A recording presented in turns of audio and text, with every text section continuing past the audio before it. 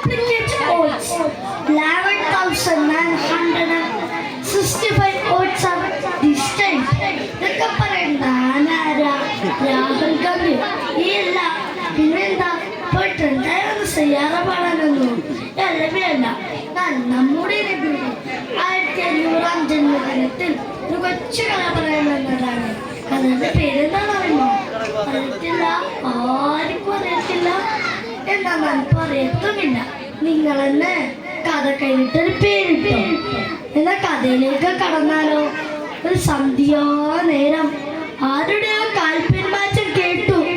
അഹ്ലുൽ ബൈത്തിന്റെ ഉമ്മ ഫാത്തിമ ബീബി വാതിൽപ്പടിയൂടെ എത്തി നോക്കി. പൊന്നാര പാപ്പയാണത്. പാപ്പ എന്താ ഈ നേരത്തിവിടെ? മോളെ നീട്ടി വിളിച്ചു. ഫാത്തിമ, മോളെ ഫാത്തിമ. വാതിൽ തുറന്നു. കെട്ടിപ്പിടിച്ചൊരു ഉമ്മ കൊടുത്തു. എന്നിട്ട് ചോദിച്ചു, എന്തൊക്കെ കൊണ്ടു മോളെ വിശേഷങ്ങൾ? പാപ്പ, വല്ലതും വെച്ച് 2 ദിവസമായി കഴിക്കാൻ ഒന്നുമില്ല പാപ്പ. അപ്പോൾ നബി സല്ലല്ലാഹു അലൈഹി വസല്ലം കമ്പ്യൂട്ടറിലെത്തി അഴിച്ചിൽക്കെട്ട് കല്ലുകൾ കാണിച്ചു കൊടുത്തു.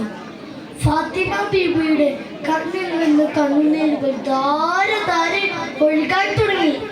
ഇതല്ല, ഇതിനെക്കാട്ടിന് വേദന.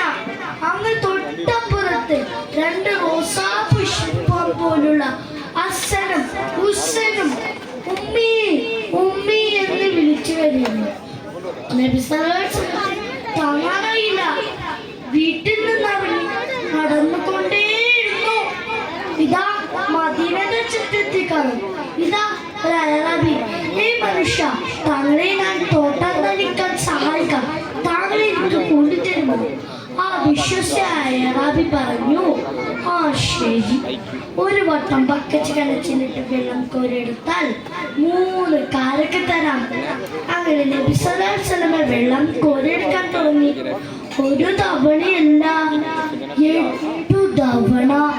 9ാം തവണ അത് സംഭവിച്ചത്. കയർ പൊട്ടി. ഒരടി. അതും നബി സല്ലല്ലാഹു അലൈഹി വസല്ലത്തിന് താമര പോലുള്ള കാവിൽത്തടിയിലേക്ക്. അങ്ങനെ കിട്ടിയ കരുക്കുമായി നബി സല്ലല്ലാഹു അലൈഹി വസല്ലം വീട്ടിലേക്ക് പോയി. അയറാബി ആലോചിച്ചു, നാനടിച്ചത് പ്രവാചകനായിരിക്കും. ഒട്ടും താമസിച്ചില്ല. വാളെടുത്തു. ഇടത് കൈ പിടിച്ചു. വലത് കൈ ഒറ്റ. വേദന സഹിക്കാൻ കഴിയാതെ അറബി നെറ്റിലേക്ക് വീണു. അതിലെ പോയി യാത്ര സംഘം ചോദിച്ചു, ഈ മനുഷ്യ, താങ്കൾക്ക് എന്തു പറ്റി? അറബി കാര്യമെല്ലാം പറഞ്ഞു കൊടുത്തു. എന്നിട്ട് പിന്നെ ആലോചിച്ചു, നാലടിച്ചത് പ്രവാചകനായിരിക്കുമോ? അദ്ദേഹത്തിന്റെ വീട്ടിലേക്കുള്ള വഴി അറിയാമോ?